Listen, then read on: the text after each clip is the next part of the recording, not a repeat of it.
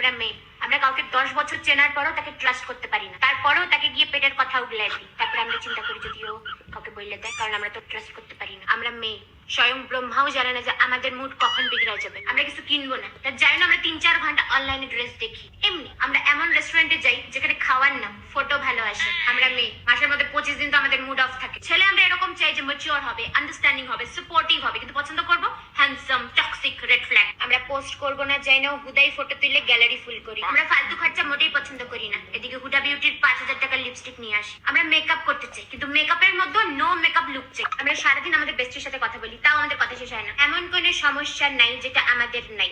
সবার হওয়ার আগে সেই সমস্যাটা আমাদের সাথে হয়ে গেছে অলরেডি। আমাদের পিরিয়ড হলেও সমস্যা, না হলেও সমস্যা, দেরি হলে আরো সমস্যা। আমরা বান্ধবীরা যখন একসাথে থাকি, আমরা নর্মালি যা করি না, লোকের নেশা ভাঙ করে বোধ এগুলো করে না। জীবনে যত দুঃখ থাক না কেন, আমরা শপিং করি। লোকে বলে মেয়েদের খুশি করা মুশকিল, এদিকে আমরা 20 টাকার ডেয়ারি মিল্ক পাইলেই খুশি হয়ে যায়। শ্যাম্পু আজকে করবো না কালকে, এটা আমাদের একটা বিরাট বড় সমস্যা। কালকে তো করছিলাম, আবার আজকে করবো। যদি না করি তাহলে তবে চুলটা প্যাট প্যাট করবে। এত শ্যাম্পু করলে আবার চুলও খারাপ হয়ে যাবে, টাকলা হয়ে যাবো। যদি না করি তাহলে তবে স্টাইল মারতে পারবো না।